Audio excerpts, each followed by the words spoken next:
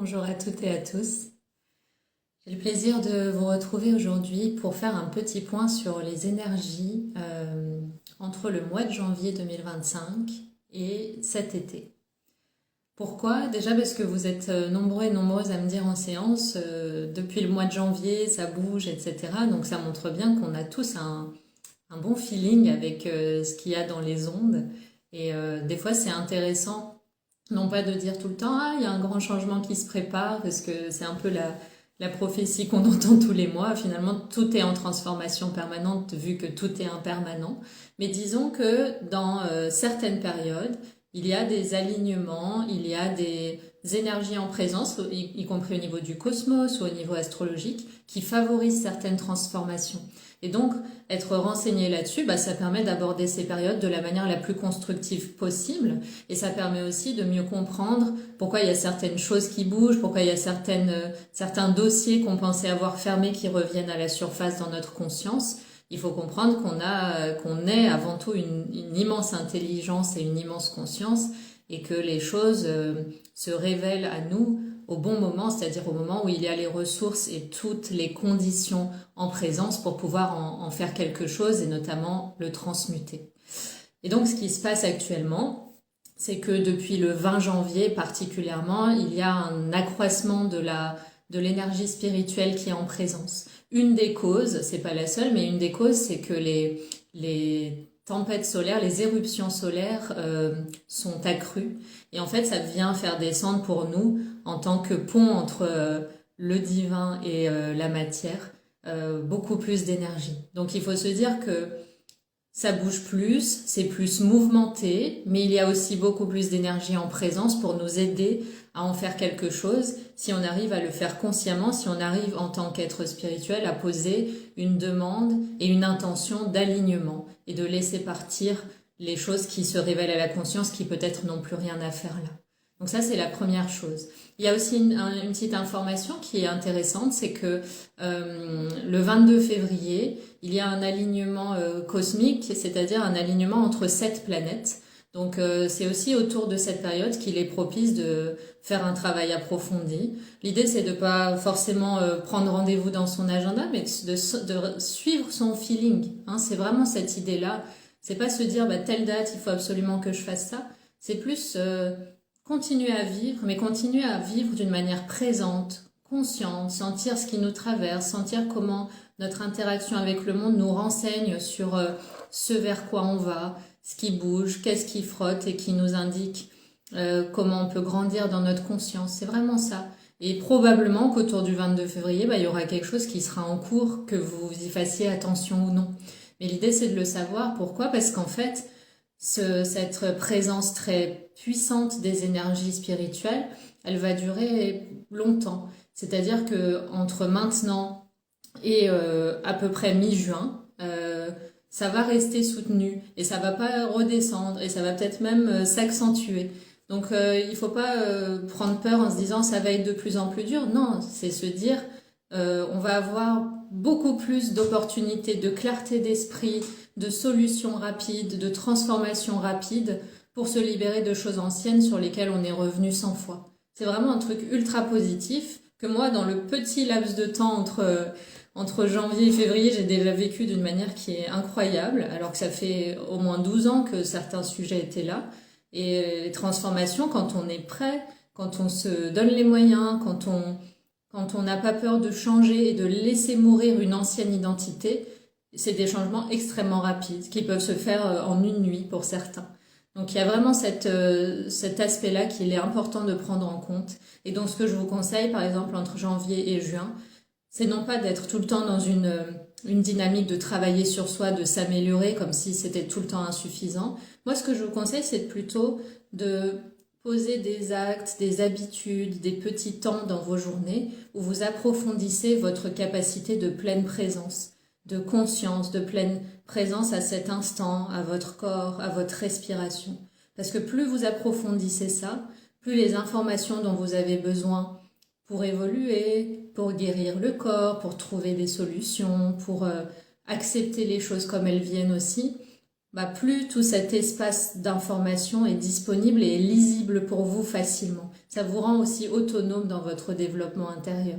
Mais ça passe par le fait de s'entraîner quotidiennement à être pleinement en présence, éviter de toujours être dans des distractions qui nous coupent de l'instant présent, qui vont finalement agiter notre esprit en nous mettant soit dans des dynamiques d'aversion, soit dans des dynamiques d'attachement, soit dans des dynamiques de comparaison. Tout ce qui va venir finalement agiter l'esprit, essayer de s'en couper un petit peu plus et prendre le temps qui avant était dédié à la distraction pour avoir un temps de pleine présence à la vie, pour être vraiment dans quelque chose d'introspectif.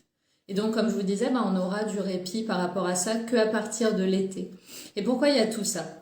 Déjà, on voit qu'il y a tout ça parce que ça remue à l'intérieur de nous. On est constitué nous-mêmes des 5 éléments, la terre, l'air, l'eau, le feu, et puis l'espace qui les contient et les soutient tous. Et on le voit bien là au niveau depuis le mois de janvier qu'au niveau même concret et matériel, les éléments sont très forts. On constate des vents beaucoup plus puissants qu'auparavant. Il y a eu des tremblements de terre, il y a eu des feux, il y a eu de l'eau, des inondations. Donc les éléments en nous et autour de nous sont en train de se purifier. Et plus on va faire ce travail consciemment, plus on va contribuer à l'élévation spirituelle qui a lieu actuellement. Et qu'est-ce que c'est cette élévation spirituelle? En fait, actuellement, on est en train de clore et de finir un cycle que l'humanité a vécu pendant 36 000 ans. Et donc, je vous apprends rien, c'est un cycle où l'humanité n'a pas été irréprochable et où les qualités de la compassion, de l'amour, de la joie, de l'équanimité, toutes les qualités du cœur n'ont pas toujours été respectées. Donc, il y a cette purification-là qui a lieu. Et en fait, on est vraiment dans une bulle de quelques années qui est un vrai basculement. On dit toujours les grands systèmes vont s'effondrer, etc. Il y aura l'apocalypse. En fait, c'est plutôt que tout ce qui nous maîtrise dans notre propre mental, tous les conditionnements qu'on a auto-créés ou qu'on a ingurgités, tout ce qui est structuré sur des valeurs contraires à l'amour, tout ça va se déconstruire au fur et à mesure que les êtres vont déconstruire ça à l'intérieur d'eux. Donc il n'y a pas de séparation entre les changements extérieurs qu'on exigerait du monde et puis les changements intérieurs nécessaires et qu'on doit prendre en charge nous-mêmes et sur lesquels on doit se responsabiliser pour améliorer notre qualité d'être et la noblesse d'âme dont on peut faire preuve en fait. Donc tout est interrelié et donc une fois que ce processus se sera terminé, on va rentrer dans une phase beaucoup plus apaisée, beaucoup plus consciente, qui intègre beaucoup plus une approche spirituelle de l'existence et beaucoup plus respectueuse du vivant qui va durer pendant 1000 ans. Donc on est un peu au creux, j'aurais dit au creux de la tempête, mais je trouve que ce mot il fait peur, il est uniquement catastrophiste. On est au centre du processus. Disons que ces dernières années, on s'y est préparé. Là, on est vraiment dans le processus. On est dans une forme de transmutation intérieure, dans un processus alchimique quasiment à l'intérieur de nous. Et ensuite, quand ça sera fait, quand on va dire la majorité des êtres sur Terre auront fait ce processus-là et auront grandi en conscience, le monde sera juste à l'image de ce que nous sommes collectivement si on combinait tous nos esprits ensemble. Et donc, comme je vous disais, ça durera 1000 ans. Et puis la particularité aussi, actuellement dans notre travail intérieur, c'est qu'on est beaucoup moins sur des thématiques de couper les liens, faire du nettoyage, etc. Disons que ce qui remonte, ça va être des choses beaucoup plus profondes, anciennes, des fois des traumatismes. Et là, dans l'accompagnement, le soin qu'on va faire, on est beaucoup plus dans une dynamique de s'en remettre à plus grand. Ça fait partie du plan qui est en cours, on va dire, qui est de comprendre que parfois, on ne contrôle pas ce qui se passe et que ça fait partie de notre grandeur de faire preuve d'humilité et de rentrer dans un aveu d'impuissance et se dire qu'il y a des forces plus grandes que soi, qui ne sont ni religieuses ni dogmatiques, qui n'ont pas spécialement un visage ou un nom qu'on doit leur donner, mais c'est vraiment cette idée de remettre ça à ce qui nous dépasse, à ce qui est plus grand que la simple illusion du contrôle.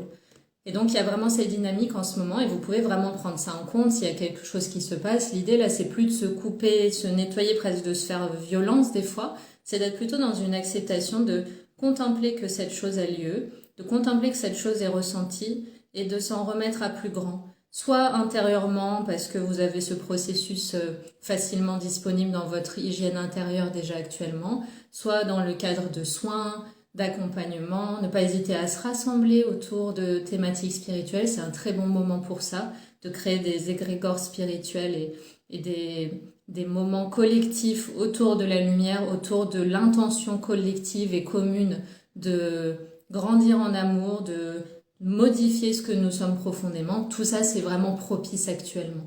Donc il y a vraiment ça dans un premier temps. Voilà, comme je vous dis, pour résumer, on est moins dans du détail, dans du lien, dans de l'analyse, etc.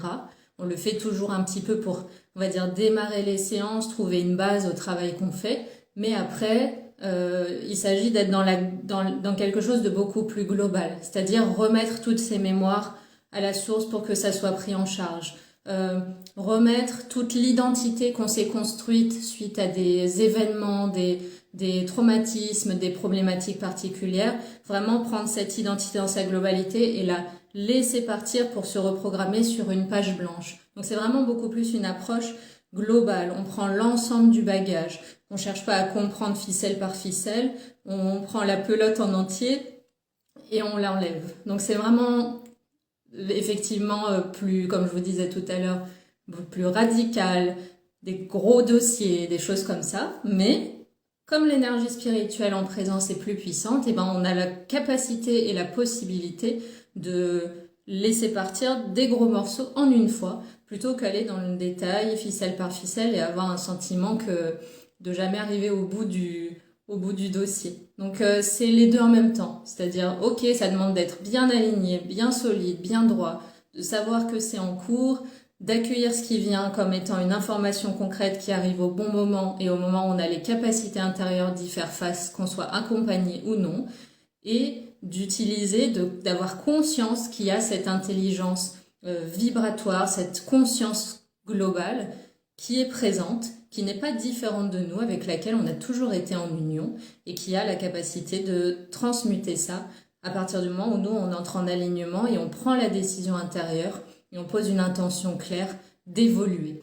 L'autre chose qu'il est important de se rappeler finalement, c'est que en tant qu'être humain, on est ces êtres verticales déposés sur la Terre, on est le pont entre le monde du divin et le monde de la matière. On en parle beaucoup, notamment de cette notion-là en numérologie karmique tibétaine, qui est voilà de comprendre qu'on est ces êtres spirituels qui vivent une élévation dans un sens ou dans l'autre.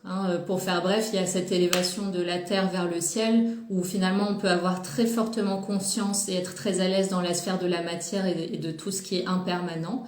Et on va avoir pour enjeu de s'élever vers le divin, c'est-à-dire d'aller comprendre ce que nous sommes avant cette vie, avant ce corps et ensuite. Et puis de comprendre ce qu'il y a de permanent en nous qui passe de vie en vie et d'aller toucher ce que nous sommes profondément. Donc ça, c'est l'élévation presque voilà, de la terre vers le ciel. Et puis il existe une élévation dans l'autre sens, c'est-à-dire du ciel vers la terre, et ça concerne beaucoup de personnes. C'est j'ai conscience de ma nature divine, j'ai conscience de cette illimitude, j'ai conscience de l'absence de temps, de la nature éternelle et permanente de la conscience qui assiste à cette incarnation, mais on a un enjeu dans ce sens-là du ciel vers la terre, d'aller s'incarner, d'aller accepter les règles de cette incarnation, d'aller prendre pleine possession de ce corps, des fois en passant par des processus de nettoyage cellulaire, et d'accepter de faire l'expérience de la limite, tout en ayant conscience que ce qui assiste à l'expérience est illimité et faire cohabiter ces deux potentiels. Et ça, c'est l'élévation dans l'autre sens. Donc ça, c'est la parenthèse que je voulais faire. Et pourquoi je vous parlais de ça ? C'est parce que là, ce qui va nous aider actuellement dans cette élévation, ça va être vraiment d'être dans une ouverture totale. Pourquoi ? Comme je vous disais, on est à ce pont entre le ciel et la terre. Et donc, l'idée, c'est de se laisser traverser. Il y a des mécanismes de purification qui se font, par exemple, au niveau de la terre. Nos corps vont être des véhicules de transmutation pour certains. Ça va être un peu plus vrai pour les corps des femmes qui ont ce lien à la matrice vraiment très fort depuis toujours, ce lien sacré à la matrice. Donc les femmes vont beaucoup plus ressentir ce processus de purification et c'est un processus qui va les traverser et qui, de même que ça accompagne la transmutation que la Terre est en train de vivre, ça permet au corps lui-même de chaque personne qui est traversée de guérir de mémoires profondes et traumatiques. Donc c'est très beau parce que c'est un double échange d'amour, c'est-à-dire on se met au service de cette terre en tant que figure de mère sacrée, en prêtant nos corps pour laisser ce processus ciel-terre se faire, et en même temps, nos propres corps, du fait qu'ils sont traversés par ces vibrations très hautes, peuvent aussi laisser partir ce qui vibrait trop bas jusqu'à aujourd'hui. Et ça, je l'ai vu récemment, notamment cette semaine, dans beaucoup de séances, et aussi au niveau personnel. Voilà les choses qui étaient logées dans le corps, qui pouvaient nous maintenir dans certaines émotions, dans certaines fréquences, et aussi dans du coup une certaine approche de l'existence, dans certains filtres vis-à-vis de l'existence, peuvent très facilement s'enlever si on fait ce travail vraiment consciemment et avec les bonnes méthodes. Donc c'est vraiment une période très belle où il y a beaucoup de lumière, où il y a beaucoup à apprendre sur soi, où on peut vraiment se transformer d'une manière qui est incroyable. Donc vraiment, je vous encourage à utiliser ce temps-là de janvier jusqu'à mi-juin pour faire le maximum de choses qui vous font plaisir, qui vous font envie, que ce soit lire, que ce soit vous inspirer de contenus spirituels, écouter des personnes qui ont approfondi la connaissance de l'esprit, puisqu'on est tous là pour s'entraider, faire des soins, approfondir votre connexion à la nature, approfondir vos liens humains, avoir aussi l'initiative des fois d'organiser des rencontres ou des rassemblements avec quelques personnes qui vous inspirent pour créer des temps de vérité, d'authenticité et de véritable connexion. Parce que voilà, la vraie connexion, la vraie interconnexion, elle a lieu quand nos énergies se retrouvent, que ce soit en ligne ou autre, hein, mais que quand on se rend tous et toutes présents dans une intention commune, c'est ça qui crée de la puissance. Et ça, c'est des choses dont on a besoin. Donc, c'est vraiment ça que je voulais vous transmettre. Et puis en parallèle, eh bien, ce mardi, donc le 12 février, je vais vous retrouver à 20h sur YouTube avec un soin que je vais préparer pour vous, qui est un soin de floraison intérieure.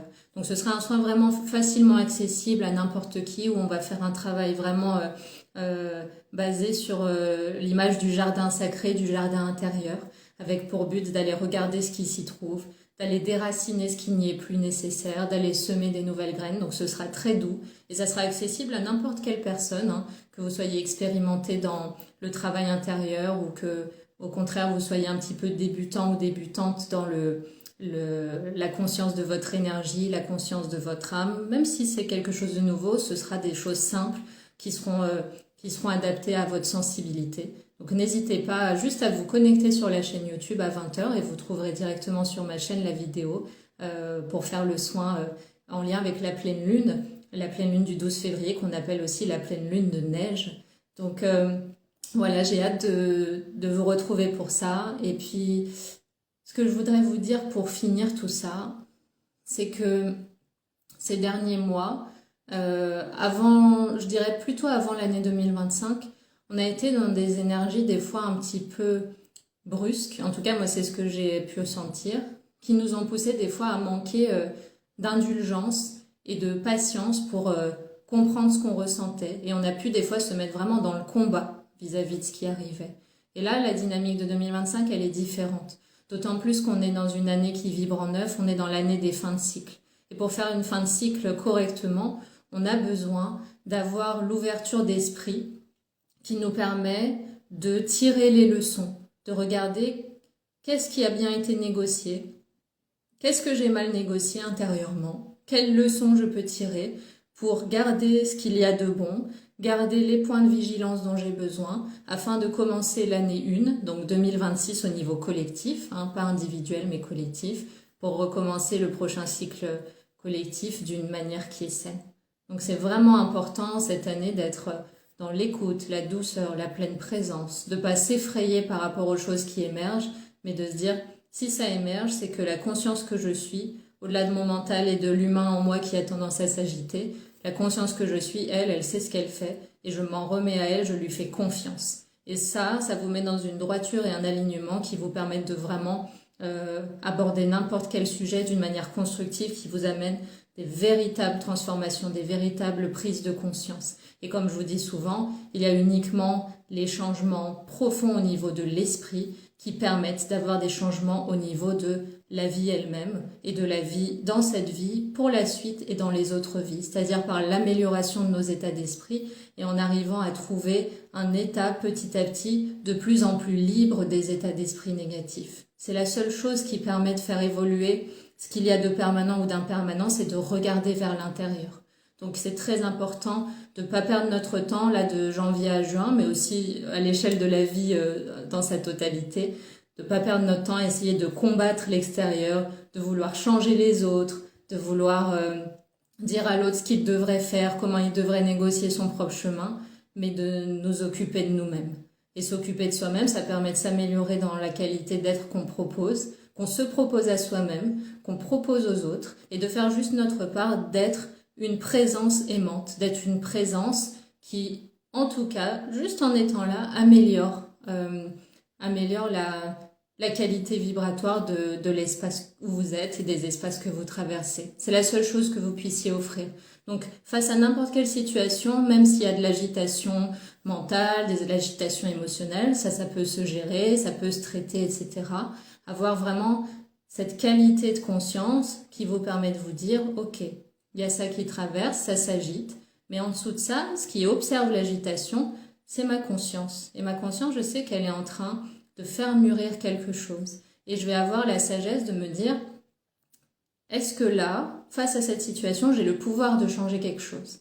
Si je n'en ai pas le pouvoir, à quoi bon sacrifier ma paix à cette situation? Et si j'en ai le pouvoir, à quoi bon m'agiter vu que je vais pouvoir poser une action qui va permettre de résoudre les choses, en ayant la confiance que je suis aussi soutenue par l'existence, qui a toujours, derrière toute situation, un plan secret à nous proposer qui est toujours soutenu par l'amour. Et souvent, on le voit uniquement après. Mais de toute façon, il faut avoir le courage et surtout la curiosité d'arriver à vivre et à voyager dans l'existence sans en connaître forcément la destination. Je vous embrasse très fort et je vous dis à très bientôt. Prenez soin de vous et prenez soin de la vie autour.